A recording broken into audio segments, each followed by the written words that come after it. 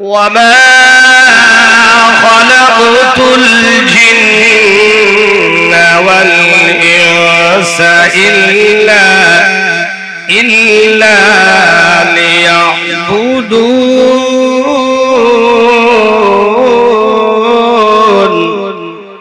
আল্লাহ রাব্বুল আলামিন বলেন ওগো নবীজি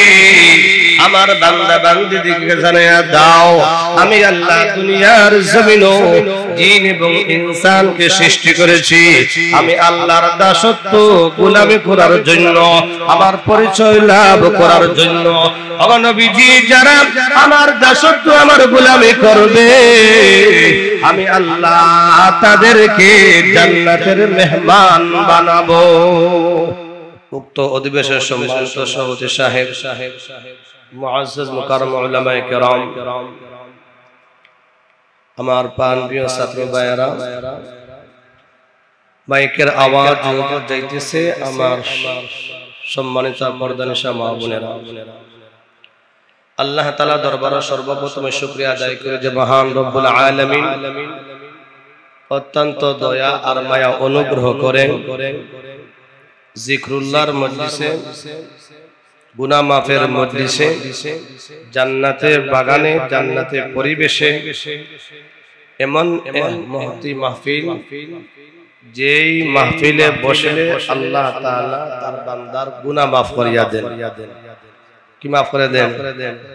গুনাহ মাফ করে দেন দুনিয়ার জমিনে অনেক জায়গায় অনেক কি হয় অনুষ্ঠান হয় অনেক আয়োজন হয় কোন অনুষ্ঠানের ব্যাপারে আল্লাহ তাআলার কি নাই মাফির কোন ঘোষণা নেই একমাত্র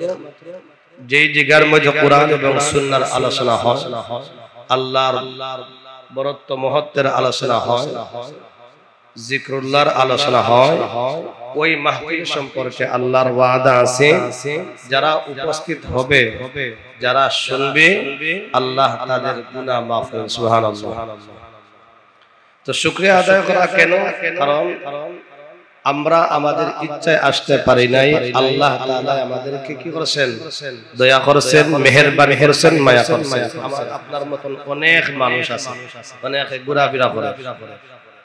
সব চাইলে আসতে পারবে না যদি আল্লাহ তাআলা তৌফিক না দেন আল্লাহ তাআলা আমাকে আপনাকে তৌফিক দান করেছেন এই জামিয়া কুরআনিয়া সিলেট এই মইয়াসর মাদ্রাসা হওয়ার কারণে এর বরকতে এর উসিলায় আল্লাহ তাআলা আমাদেরকে একত্রিত হওয়ার সুযোগ করে দিয়েছেন এজন্য আমরা শুকরিয়া আদায় আলহামদুলিল্লাহ আল্লাহ তাআলা এই জামিয়া কুরআনিয়া সিলেট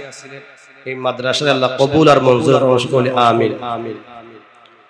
তো সময় যেহেতু কম লম্বা আলোচনা করা যাবে না সার সংক্ষেপ আলোচনা করতে গেলে বিস্তারিত অনেক সময়ের প্রয়োজন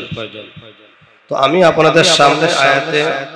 কালেমা থেকে আয়াতে কারিমা তেলাওয়াত করেছি আর এক জায়গা থেকে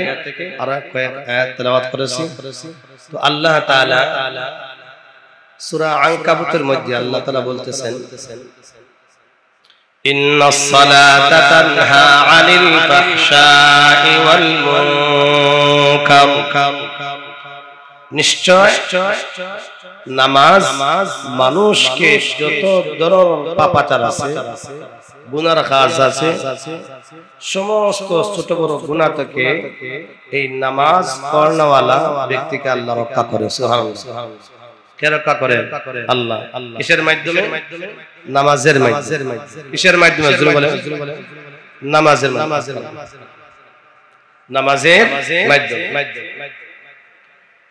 তো নামাজ পড়লে মুক্তি পাওয়া যাবে অন্য আয়াতের মধ্যে আল্লাহ বলছেন যারা নামাজি না জাহান্নামে যাওয়ার কয়েকটা কারণ আছে মানুষ জাহান্নামে যাবে এর কি আছে কয়েকটা কারণ আছে এর কারণের মধ্যে একটা কারণ হলো সে মুসল্লি আছে কি আছে না মুসল্লি আছে আল্লাহ তাআলা বলেন في جنات يتساءلون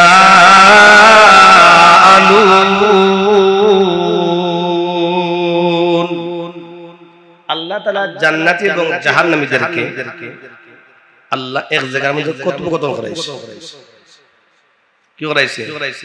আমরা সময় টপিক করি না কথাবার্তা বলি ফেস টু ফেস তো জাহান্নাম জান্নাত কে আল্লাহ ফেস টু ফেস করাইছেন কথোপকথন করাইছেন আনিল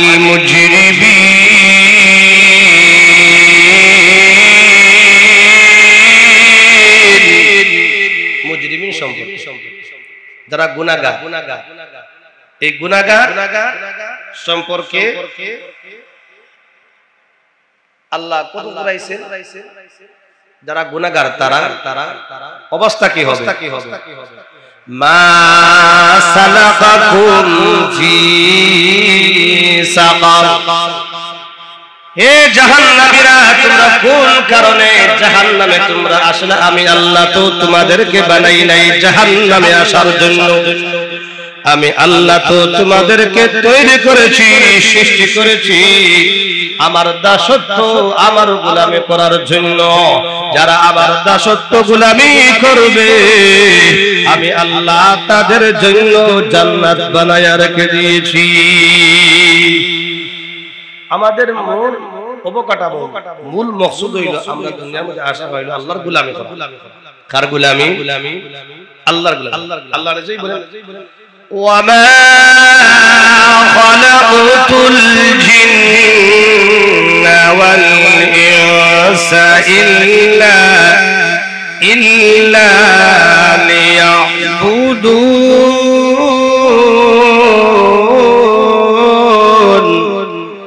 আল্লাহ রাব্বুল আলামিন বলেন ওগো নবীজি আমার বান্দা বান্দীদেরকে জানায়া দাও আমি আল্লাহ দুনিয়ার জমিনও জিন এবং ইনসানকে সৃষ্টি করেছি আমি আল্লাহর দাসত্ব গোলামি করার জন্য আমার পরিচয় লাভ করার জন্য ওগো নবীজি যারা আমার দাসত্ব আমার গোলামি করবে আমি আল্লাহ তাদেরকে জান্নাতের মেহমান বানাবো কি বানাবেন জান্নাতের মেহমান বানাবেন তো আমাদের মূল উদ্দেশ্য হইল দুনিয়ার আসার কারণ হইল আল্লাহর দাসত্ব আল্লাহর গোলামি করার জন্য আল্লাহ আমাদেরকে পাঠাইছে তো আল্লাহ তো বলছেন যারা দাসত্ব গোলামি করবে না তারা যাবে জাহান্নাম তো প্রশ্ন করতেছেন যে তোমরা তো জাহান্নামে বানাইবার জাহান্নামে আসার জন্য বানানো হয় নাই জাহান্নাম আসলা কেন তখন তারা কয়েকটা কারণ আছে এর মধ্যে প্রথম নম্বর কারণ ما سلككم في سقر قالوا لم نك من المصلين কয়েকটা কারণ আছে ভাইরা আমার জাহান্নামে আসার কয়েকটা কারণ আছে এর মধ্যে থেকে প্রথম নম্বর কারণ হইল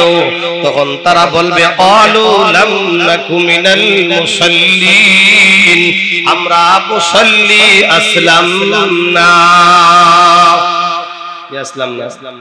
মুসাল্লি এখন যদি আপনাদেরকে আমরা প্রশ্ন করি